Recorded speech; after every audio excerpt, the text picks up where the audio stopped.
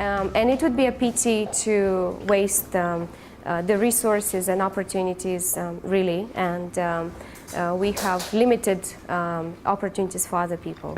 So in respect to that, I just wanted to make it clear that certificates will be obtained or received if you attend the whole course.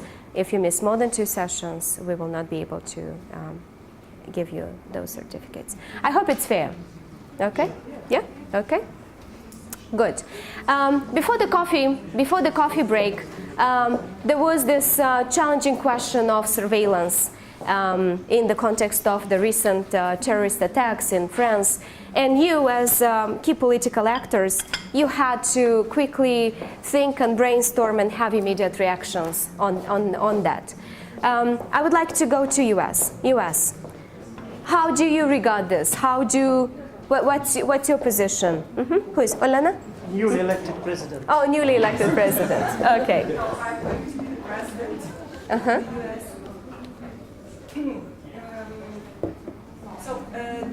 To be able to control the situation, the whole situation, the country, and the security of the country, we are to have the information. We are to be informed, and so to get that information, we are to get just some measures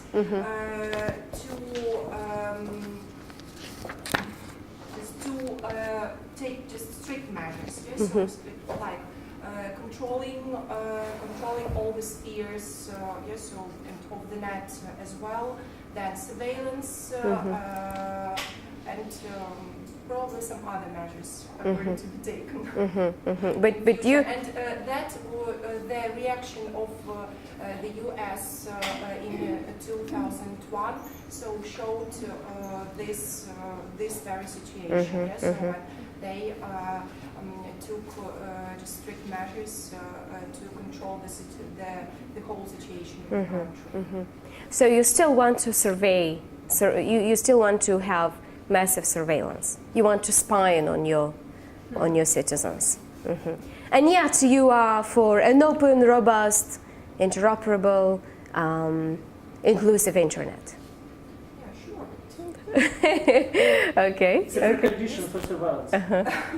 Precondition for surveillance. Monica, you want to comment from? I think it probably illustrates the paradox, actually, of the situation that we find ourselves in. And so, and there are lots of paradoxes when we look at the internet. So I think, because I was asked earlier about how I was talking about closing off and controlling the internet, on the other hand I was talking about something that was open and uncontrollable. And yet you can do both. So it's just a matter of limitations, probably. Where are the limits? How you measure the limits. Okay.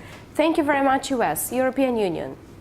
It happened on your territory.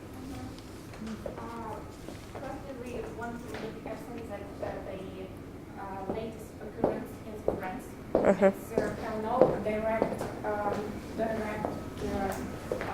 connection to a terrorist attack, because it's a complex problem. It's not a problem of the surveillance on the internet, but it's also politics and internet also in the negotiation between the countries. It's a diplomatic correlation between the countries also. But the European Union stated on the intention to build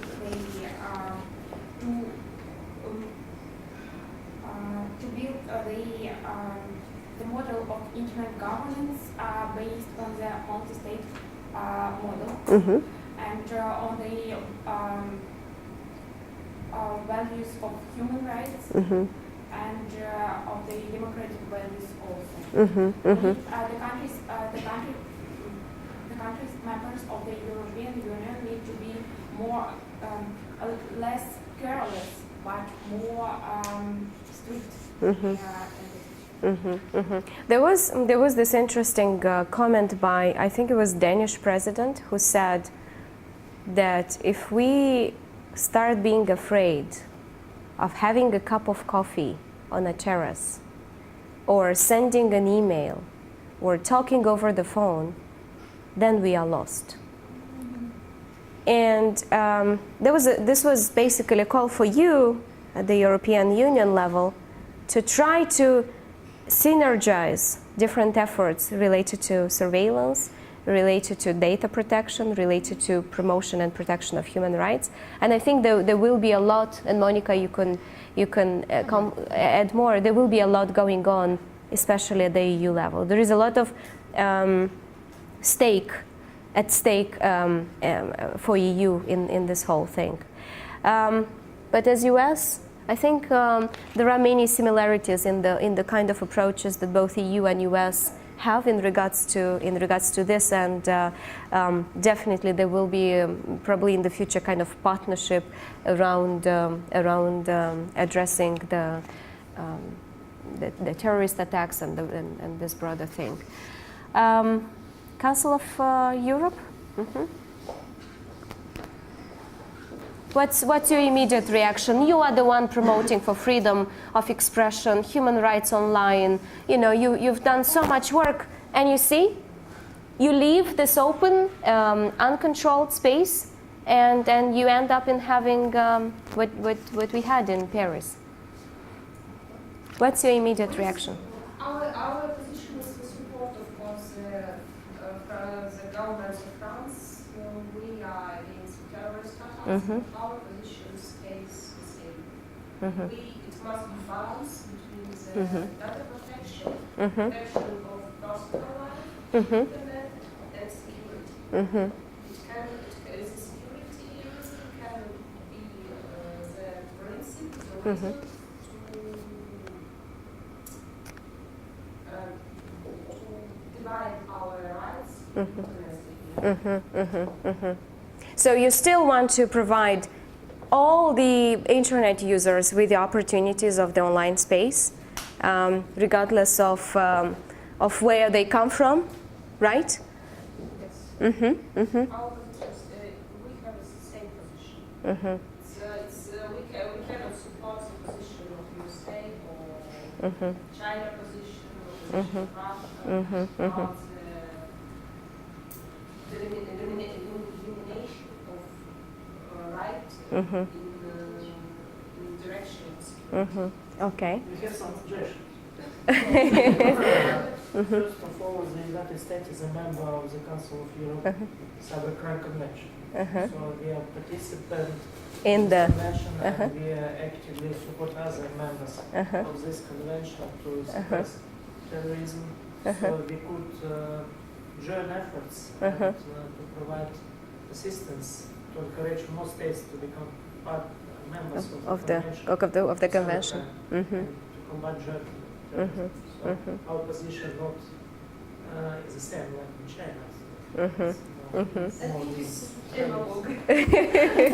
Okay, thank you very much. I think Andrei did challenge us to look into what the Cyber Convention is all about and how are the processes behind it. And we are going to talk about the cyber security and cybercrime during one of the days. Thank you very much, Council of Europe. Brazil. Well, we realize the necessity of counterterrorism activities, and the surveillance in this case, into our opinion, is necessary, but it should be held with the respect of the privacy of every human's right to a secret of a private life. So the main idea of our activities, of our future activities, will be in minimizing these risks of these terrorist attacks, while respecting this right for privacy. So this can be something like surveillance in public places, but not after the human beings or citizens. So we think that this surveillance should be passed by but the respect of human rights, digital or public or private, is the most important.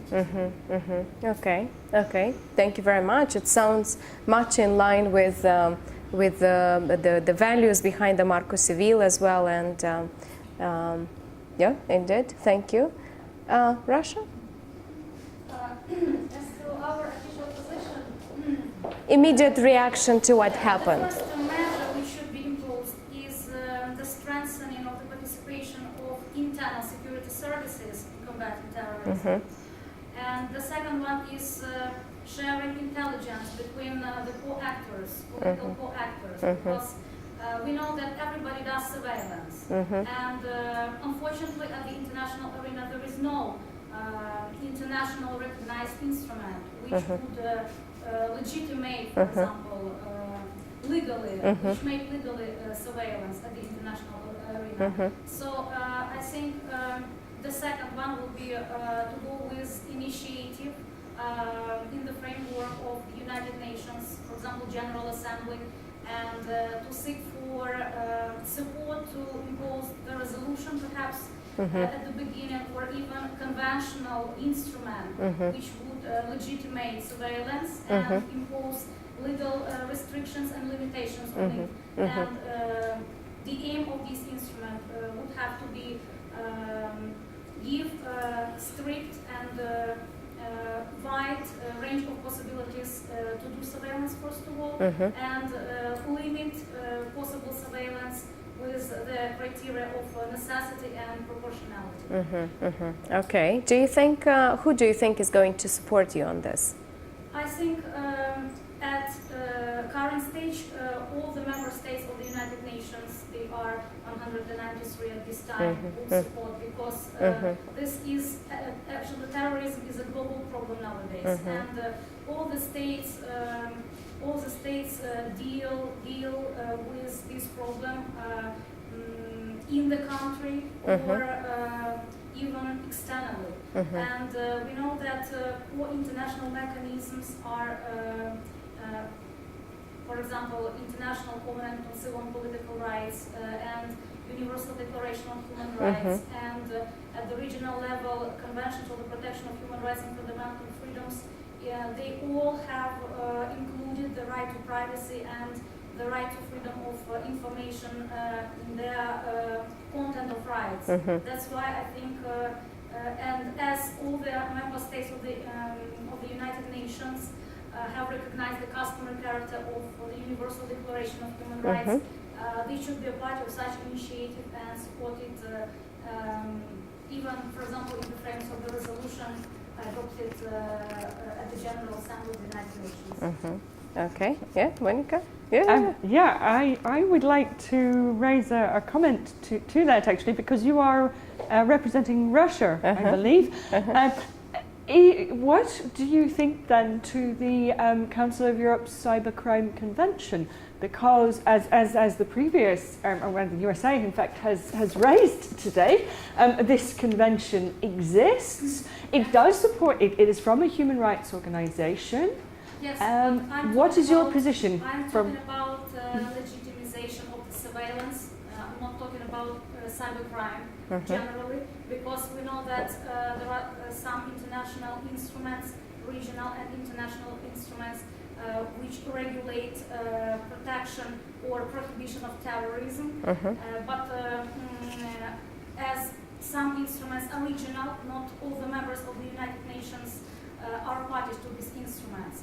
And I would like to impose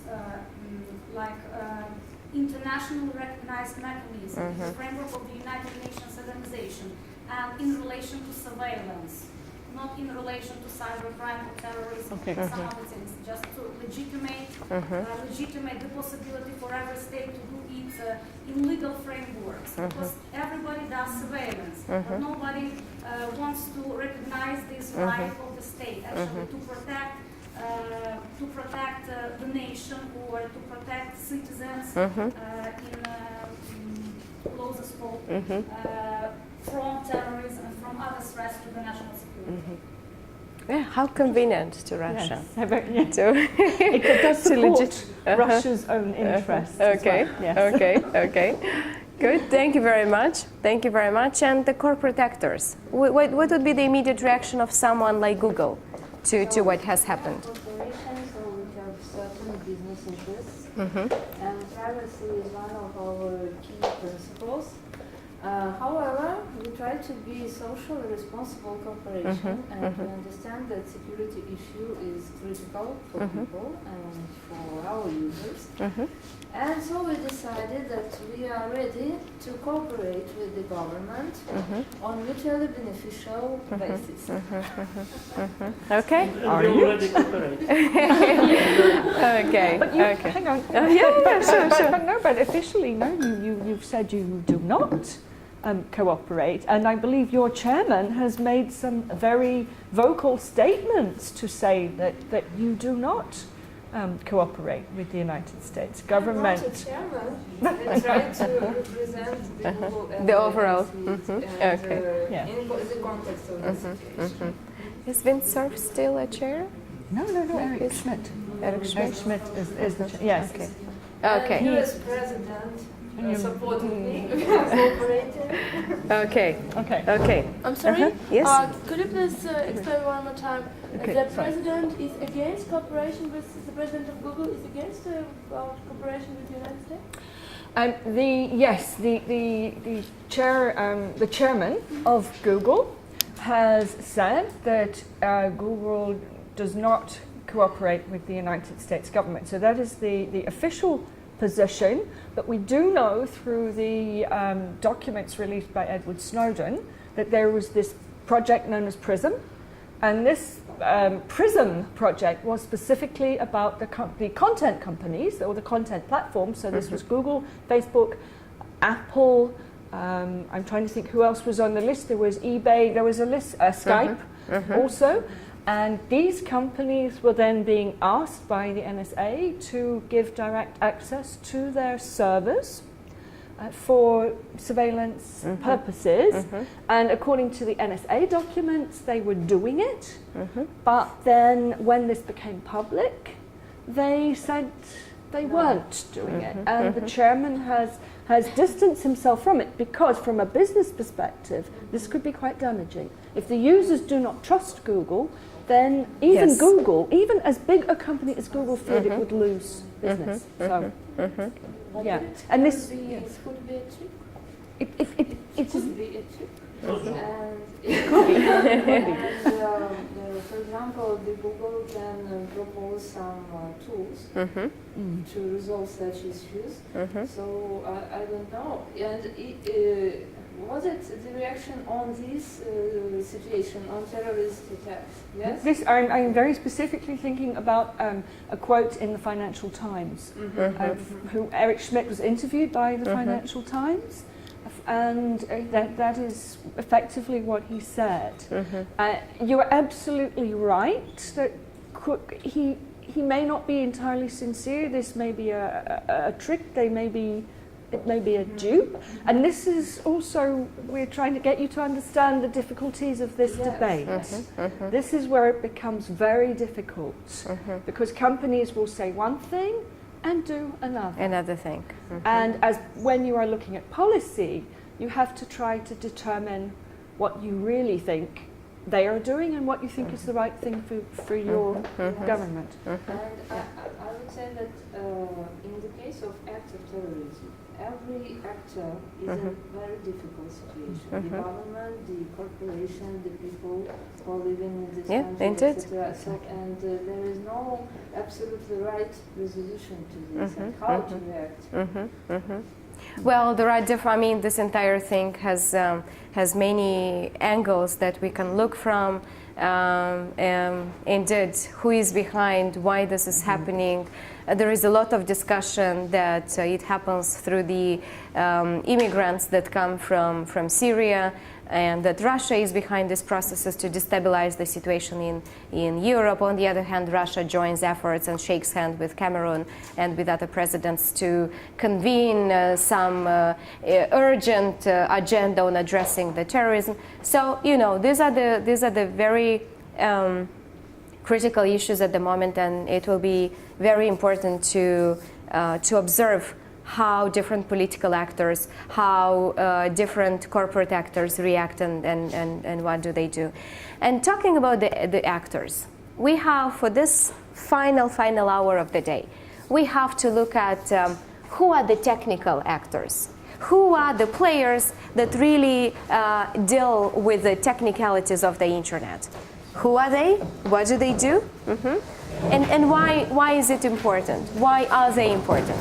The idea is that by 5 o'clock maximum, we are done with the discussions for today and with the agenda for today. We will try to reduce it by 30 minutes so that those who have urgent situations, they can leave a bit earlier, but still we provide everyone with the opportunity to participate in these discussions.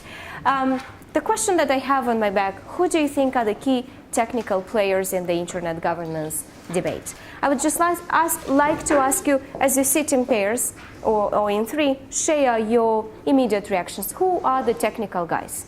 Anyone that comes to your mind. National level, local level, international level, who? Can I have you discuss in 2 or 3, like 2 here, 2 here, 2 here. Brainstorm and discuss a little bit as you sit next to each other. Companies were technical companies. If you haven't heard about any of the technical guys, that's absolutely fine. Let's get some ideas in the room. I heard ICANN. International IETF, yes. Any other? ICP, local providers. Okay. Any other ideas?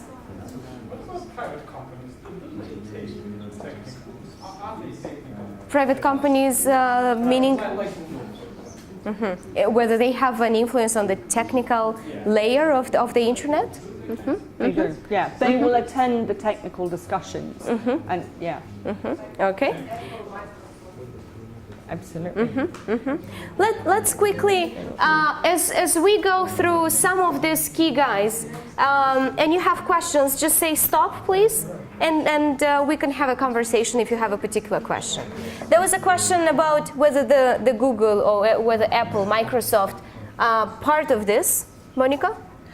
They will attend all of the technical discussions. So the different groups that we are talking about, like ICANN and the IETF, the Internet Engineering Task Force, for example, you will find that all of those companies will send representatives, but it is a different level. So they will then send an engineer, for example, to some of those groups. Whereas what we talked about earlier, we talked about the high-level political discussions. There they either send the chief executive, like I just talked about, or they send their their lawyers, basically, who are also lobbyists. So they send different people to different things. And they are part of every debate. Yeah. They will Eurodig, CEDIG, IGF, WSIS, they're everywhere. Just to answer the question. Because I heard ICANN. ICANN is indeed, and ICANN, yes. When I first went to ICANN meeting in, I think it was 2007, I was like, what's this ICANN? I can do what? What can they do? It was very funny that the acronym itself, provides much. I mean, it's much more. It's Internet Corporation for Assigned Names and Numbering, because the domain name system. Why ICANN is important? Because the domain name system that we mentioned a couple of times, everything that follows the .md, .ua, .com, .biz, .info. Is like a backbone to the internet. And it's important to understand what ICANN does, because that is like the skeleton on which the internet operates, on which the internet functions. Because ICANN has been established by the United States, and it is located in Los Angeles today, it has a special agreement with the US Department of Commerce. As I said before, it is considered that because of ICANN, US has the overall control over the internet in the world. Which is why there is this global debate about transitioning this function to something. Remember, before the coffee break, I was sharing this. I'm not going to read through this. Somebody was asking whether you could have access to this information. Indeed, we will send you the slides. But interestingly enough, it is a not-for-profit corporation. It's like an NGO. An NGO with I don't know what's the budget right now, with hundreds of thousands of even millions of US dollars. Why is it? How does it make its money on? Just to give you an example, if I want to register something, you know about the domain names, like right? For example, the country code. We have the country codes. Ukraine has its country code. Moldova, each country has its country code. Then we have the top-level domain names. Top-level domain names are like .eu or .com, .biz, .info. Immediately what is after the dot. If I want to register a domain name, a top-level domain name, and my company is interested to run it, for example, .eu, and believe me, I think there were so many already potential domain names registered already. But still, thinking takes us everywhere, so there might be new opportunities. Imagine I want to register .cretu. Actually, .cretu, .cretu, my last name, Veronica Cretu. I would have to pay ICANN, if I'm not wrong, about 285,000 US dollars for the application. And on an annual basis, and I have to prove that my .cretu is so solicited, it's so famous, it will be a very good business activity, that I will have the possibility to pay ICANN on an annual basis almost the same amount for just running it. So I apply, I pay this, and then to run it, I have to pay this around 300,000 US dollars. Now there is this debate about, and the reason ICANN is making even much more money is because we have this debate about internationalized domain names. When I say internationalized domain names, I mean after the dot you have it in different scripts. Until recently we had only with the Latin script, right? Now ICANN has this IDN thing which allows to register the top-level domain names in at least 7 different scripts. So you have it in Arabic, you have it in Cyrillic, we can even have it in Romanian, we can even have it with our diacritics. So there is this opportunity to register new types of top-level domain names, internationalized one because they will be in different languages. And again, this is a massive opportunity for companies to sell domain names in Cyrillic, in Arabic, in other languages. So there was this deployment made by ICANN, I think it was 2008, 2009 when they piloted it, and now they're very, very popular. Can you imagine how many languages and scripts are out there and how much potential ICANN can generate, which is why there is so much interest in this entire thing. Now there is even a more interesting debate, and if you come to ICANN meetings, especially there are interesting debates in the GAC, Governmental Advisory Committee, around very sensitive political aspects, political kind of ideas. Imagine there is a company, for example, in Moldova, just hypothetically speaking, there is someone in Moldova who wants to apply for .Dnepr. Imagine something like this, for .Dnepr. What would be the reaction of the Ukrainians? You in Moldova, why a Moldovan company would want to register .Dnepr? Dnepr is ours. It crosses Ukrainian territory. Someone in Ukraine has to apply, for example, for .Dnepr.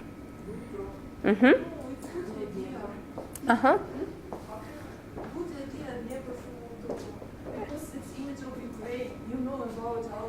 Yeah, but well, this is the discussion we are having here. There were different, very, very kind of strong debates around like .wine.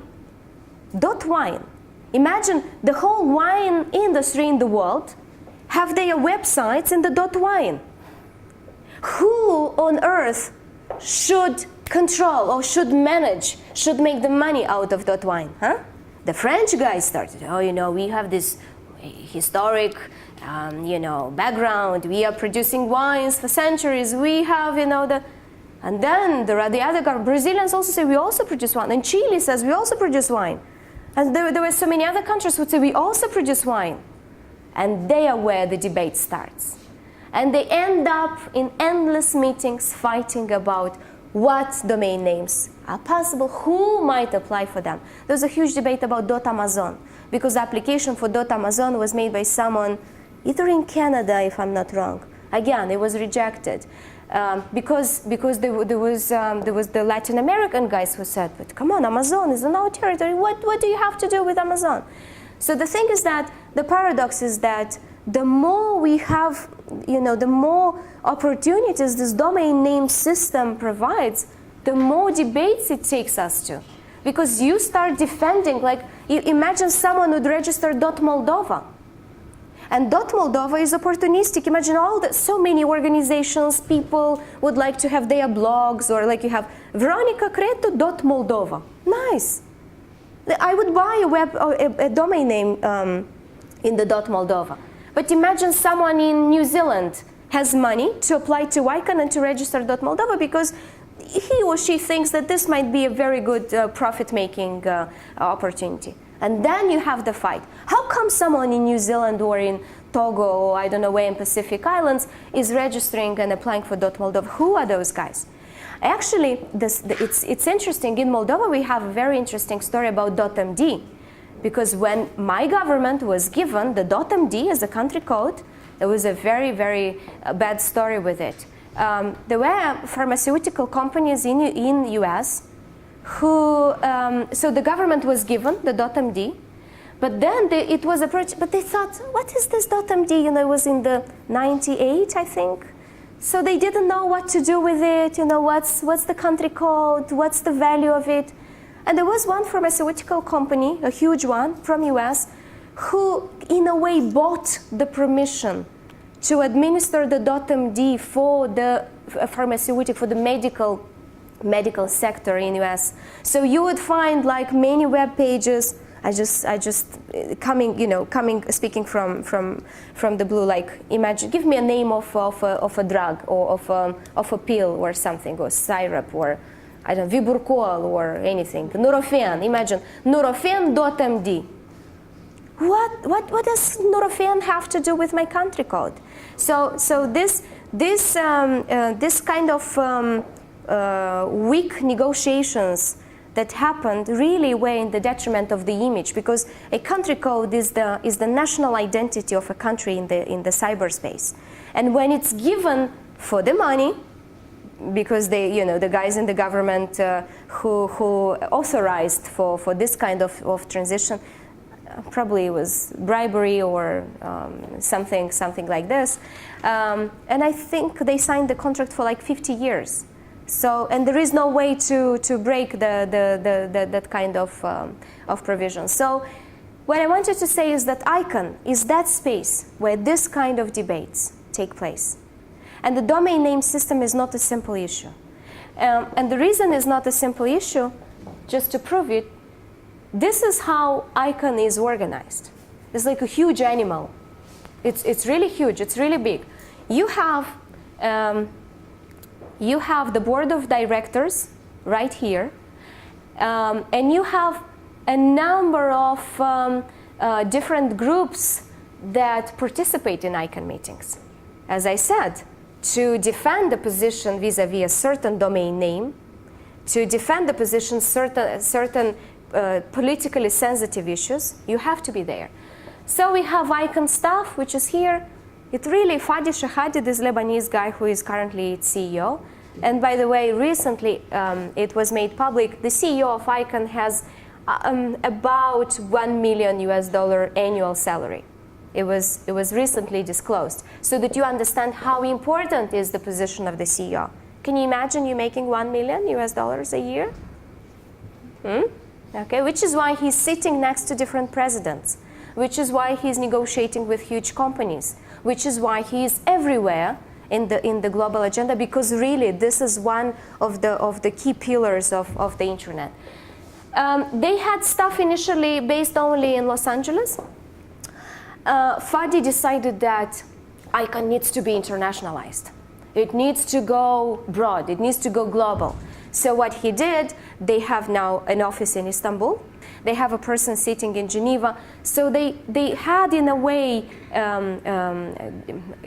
spread around the world. They have a guy who sits in Moscow and who is responsible for the former Soviet countries and Eastern Europe. And I had a huge debate at ICANN. Why on earth countries like Ukraine and Moldova, who are aspiring towards European integration, would have to talk to someone in Moscow about the domain name system and not to someone in Brussels? So there was this long discussion about why are we referred as countries to someone sitting in Moscow. And it didn't mean to be personal, because the guy is really nice. It's just about the political aspects, which are very important. So it has more than 150 staff. The CEO is right here, the ombudsman, and then we have all these committees. Governments sit on the Governmental Advisory Committee, so if you're a member of the government, there is a possibility each country delegates a representative. Unfortunately, I don't know if Ukraine is Ukraine active on GAC? Excellent, because Moldova, for example, I had to push all the time. Hey guys, go and be part of the debate. Go and be part, because they usually, for countries like Moldova with limited resources, they would even pay for the hotel and for the trip to participate in. And by the way, ICANN has meetings 3 times a year in the most exotic places of the world. Of course, with so many millions, right? It needs to be able to spend the budget. There is always critics about why they do ICANN meetings, like you would go to Puerto Rico, you would go to Singapore, you would go to Australia, you would go to Rio de Janeiro, you would go to Johannesburg, you would go to Marrakesh and Dublin and London and all these nice places. Internet Engineering Task Force, we will talk about it later. My personal experience in being part of ICANN, I sat here in at-large, Internet Users at-large Advisory Committee. I was part of this at-large Advisory Committee back in 2007, 2009. This is where you could possibly sit on. Because as an academia, as civil society representatives, really, if you are interested in joining at-large advisory committee, you would have to join EURALO, which is European Regional At-Large Structure. And EURALO is part of this at-large. By being a member, you go to all meetings. You go. It's not that you pay for your trips to Singapore, or they cover for all the expenses related to your participation. And you have the possibility to participate in all the very busy agenda of 3-5 days of ICANN meetings. So I sat on the at-large, really interesting experience, and I was part of the nominating committee. What does nominating committee do? As nominating committee, we appoint directors for the board. Because ICANN is in a way managed by a group of directors, by a board of directors. You know, who do you think wants to be on the ICANN board? What kind of people would want to be on ICANN board? Just some ideas. Who? What would that person do? What kind of profile he or she would have? Of what kind of companies? Okay, so these are usually guys who run big companies. They're very influential. They have a lot of money, and they're really interested to shape, to participate and influence the decisions that are taken here. We on NomCom, what we were doing on the nominating committee, we were selecting those guys. This was something I really enjoyed. You know, you come, you sit, you have the 14 members of the nominating committee, and you have these important guys who want to be on the board, and you interview them. And you ask them why you want to be on ICANN board. What is that something that you want to bring? What is it? And they are nervous. They sweat. They, you know, they act like, you know, like they are students at the exam. And this is very, very funny, but very interesting indeed. Because we have had a number of really interesting people who came on board. We try to make it gender sensitive. We want to bring more women, and bringing more women into this has been always a problem. We still don't have enough women to ensure a gender balance. So who knows, maybe one day any of you might be on ICANN board. They actually pay the members of the board. It's like symbolic fee, like about $40,000 US per year. It's very symbolic, really, just to you know, consider and say thank you for the contribution, because it's a long, you know, it takes time, and they have several meetings and they make important decisions. So this is how ICANN is organized, and this is considered to be one of the most important technical organizations in the field of internet.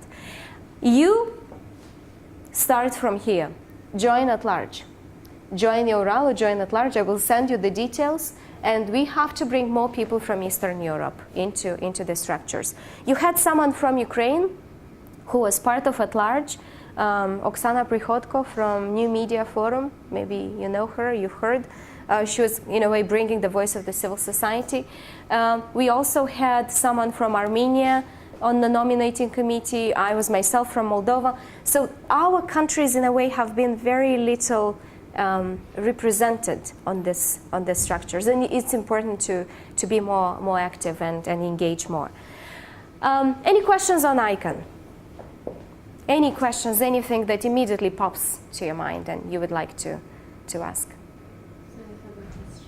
Why is it a non-profit organization? Because any non-profit organization has to spend the money based on the provisions of its bylaws, spend it on exactly the type of activities that they have included in the bylaws, and no one can take a profit. You know, in the private, in the LTD, for example, you can have some dividends, you can have some profit. You take it if you are an owner of the company. In the not-for-profit world, you have no right to take to take the profit.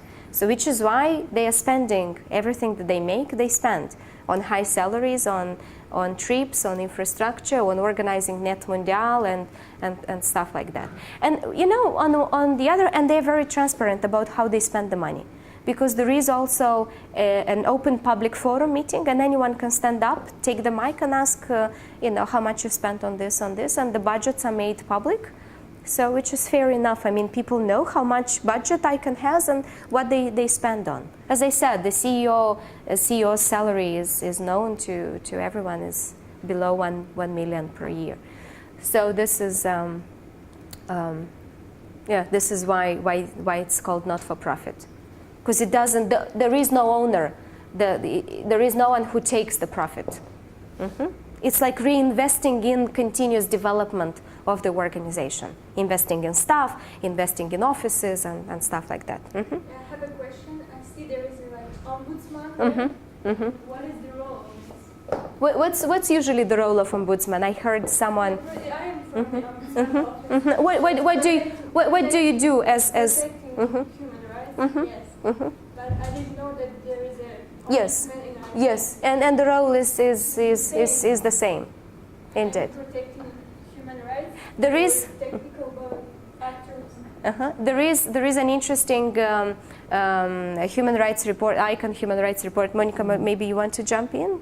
I was going to say, I am wondering whether this ombudsman at ICANN really is about human rights, or whether it's more about determining conflicts between people who have registered domain names, a little bit like Veronica just explained. There was perhaps a conflict over the MD domain, but there are always conflicts over domain names. Usually it's the actual domain name rather than So the, it's the like ending. mediation. I think it will certainly have a role in mediating between people who have. Some of it is also big brands. For example, big brands. Think of a brand, McDonald's, Kleenex, whatever. They will all have their own domain name. But sometimes somebody else has registered the same domain name, and sometimes that other person has a right to it. Maybe they could be completely legitimate. Maybe, and so that I think that's what. That's right. Yes. In addition to this, Yes. now the aim of ICANN is also to embed the human rights principles and to really be in line with the provisions of the Council of Europe, for example, in regards to human rights. And there was this report on ICANN and human rights report, and it actually recommended ICANN to be more oriented towards embedding and taking into consideration the human rights aspects when dealing with the domain name system. So that's another role that the Ombudsman would have as of now. Yeah. If you're interested in the human rights and domain names, there is also a UK report by someone called Lord MacDonald. And it, I mean, if you email me, I have got it, and I can give you a link to where it is. It looked at Nominet, which is the UK registry. So, in other words, the organisation that does the .co.uk domains. But it was about domain names and human rights. And he had some quite interesting things to say, actually some quite positive things to say from a human rights perspective. Yeah. This is what I wanted to share with you, just like a summary of this discussion, so that it's clear.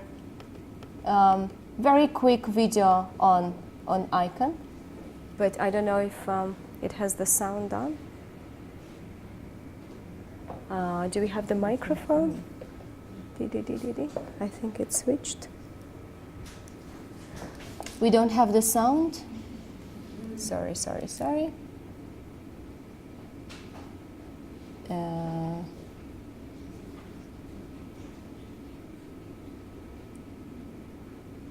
Yeah, it has to come with the sound. Do we have the sound on? Can we have the sound? I think you need. We don't have the sound. Нету звука. Okay. Okay. Хотя бы микрофон. Okay. Anyway, I will send you the links to the videos. So it was just the purpose was to show you once again like a summary of what ICANN is. How many directors in the board? How many seats do we have? Let's see, because if you look at these colors, at the colors here, each of these organizations has 21. Appoints someone. So, for example, if you have the GNSO, inside the GNSO, they will decide who they appoint to the board. Then they decide the CCNSO, the at-large appoints one, the others. And the biggest number of them comes from the selection process that's run by the nominating committee. Who decided which the quota should be? There is ICANN bylaws. It's stipulated in the ICANN bylaws, and it's respected. It has to be according to the bylaws. So if you are interested in these aspects, go to ICANN.org and look into the bylaws, because they are available online. But this is, the colors illustrate where they come from, and I think it makes really much sense. Okay. Another important actor in the internet governance debate is the IETF, the Internet Engineering Task Force. I haven't been exposed personally to the IETF. I know that the technical community is much more engaged in this, like if you are a developer or an IT specialist, this is the fora for them. In the IETF, usually there are discussions about the technical aspects of the internet. They meet regularly. Anyone can join. There are fellowships that IETF provides, and actually any interested person from the technical community can participate. One thing that I really missed to tell you about, about ICANN. ICANN has a fellowship program. I apologize for missing that. ICANN has a fellowship program.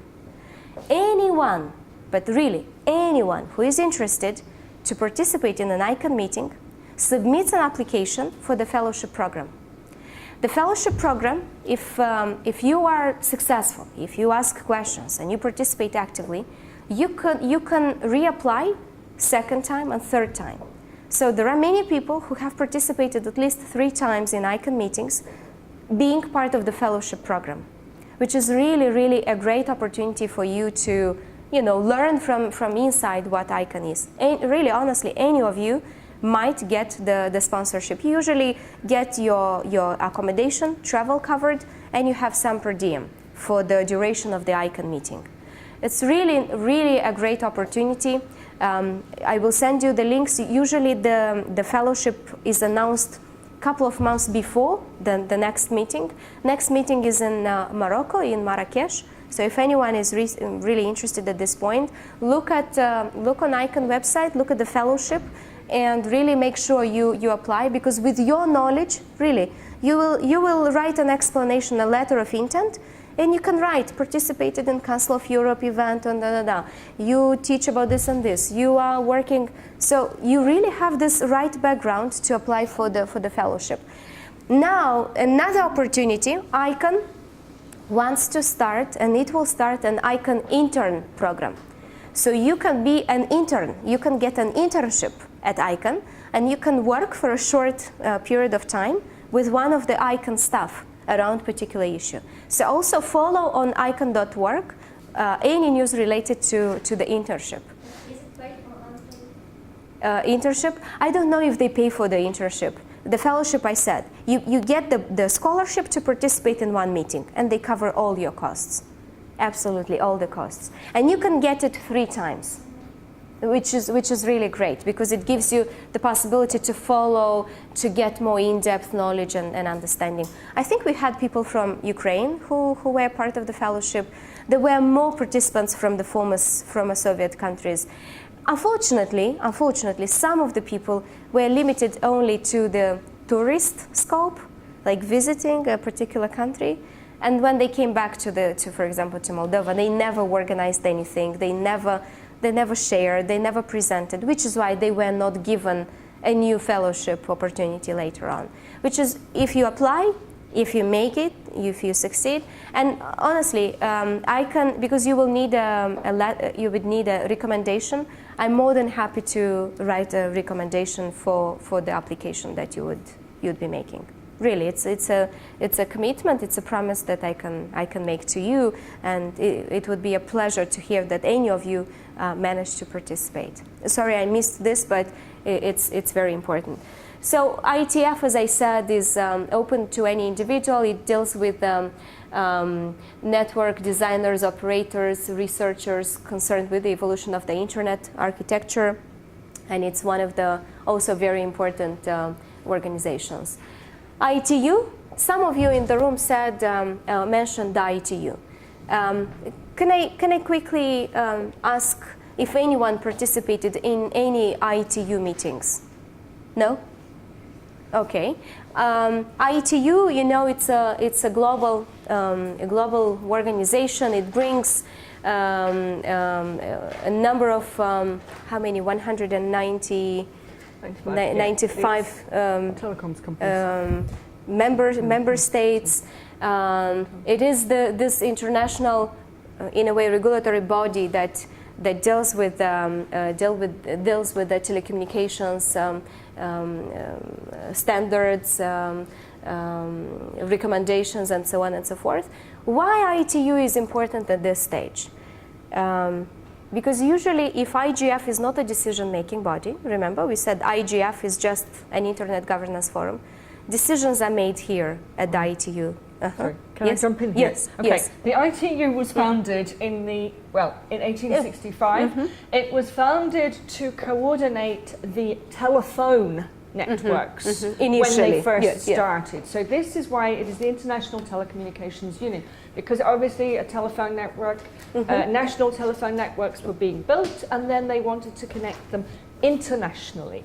So that was for over a century, this was its role. It dealt with telephone networks, and it was largely dominated by the national monopolies, which then existed in most countries. Yeah. But of course, policy changed from about the 1980s through 90s, certainly in the US and the EU, which was where it was led, and we started seeing competitive networks arriving. And then when the internet arrived, of course, this slowly it changed the balance, and changed the balance of power in who runs the most important telecommunications services. So where the telephone network used to be the dominant one, of course the internet is now the dominant network, and those companies that still run fixed voice telephone networks, well, that part of their business is less important. So you've seen that change, but in terms of the ITU, its position hasn't really changed, except for one thing, which is that it became part of the United Nations. It didn't used to be under the United Nations. It was a sort of independent organisation. Yeah, and it used to run a big so you've seen that change, but in terms of the ITU, its position hasn't really changed, except for one thing, which is that it became part of the United Nations. It didn't used to be under the United Nations. It was a sort of independent organisation. Yeah, and it used to run a big conference and exhibition every 4 years in Geneva. And many years ago, I went to Geneva. I went there, I think, 3 times to this big thing. It was a huge event for the whole telecommunications industry. So that was the ITU's role. Then it became part of the United Nations, and arguably its role diminished. It became less important. And of course, as the internet grew as well, its whole role just really became less important. And so what is happening now is that the ITU, of course, wants to have something to do with the internet, because this is the important part of the business of all these companies. But there are a lot of people who don't want the ITU to have anything to do with the internet. Now, those people happen to include the United States government. They also include the European Union, and many of the member state governments of the European Union, including the UK government. And there are many reasons, and many good reasons, why you might say that actually it's not a good idea for the ITU to have any control over the internet. So what happened then in 2012 was that there was a political battle within the ITU. It happened over something that seems quite technical, called the International Telecommunications Regulations, which they were revising. And within those revisions, there were amendments that effectively meant that the ITU would give itself a mandate for internet governance. And so this was the political fight. And in the end, what happened was that the United States walked out, so did the European Union and all of the EU member states. They all walked out, and a number of other countries walked out. And so those that voted in favour were Russia, and Brazil, I think, and in fact Ukraine also ended up voting in favour. I understand there is a story about why Ukraine voted in favour, and I have to rely on Andrew for this. He's just nipped out.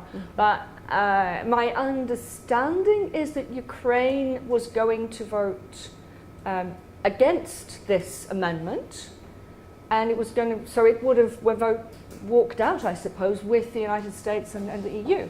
But there was some backroom deal done with the Russians, and so Ukraine ended up voting in favour of this amendment. But I think the outcome effectively is that the ITU still doesn't have any real role in internet governance.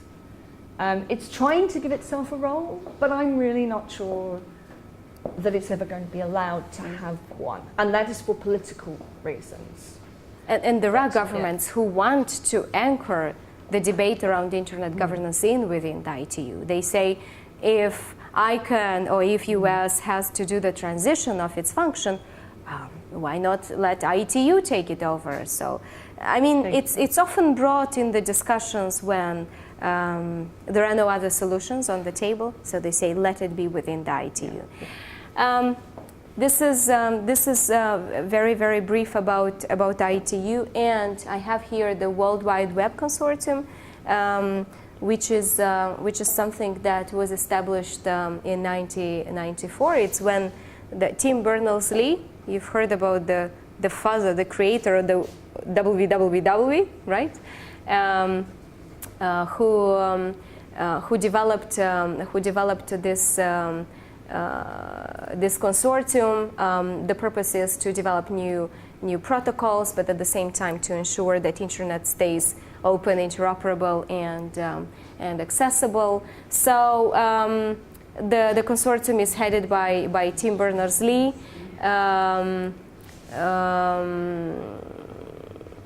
It was back in '89 when he invented the World Wide Web, but often he's associated, at least in the debates concerning the open government, the transparency, the accountability. He's always invited to share his perspective on ways the consortium, and not only the consortium but the World Wide Web is going to affect the policies and the standards and so on and so forth.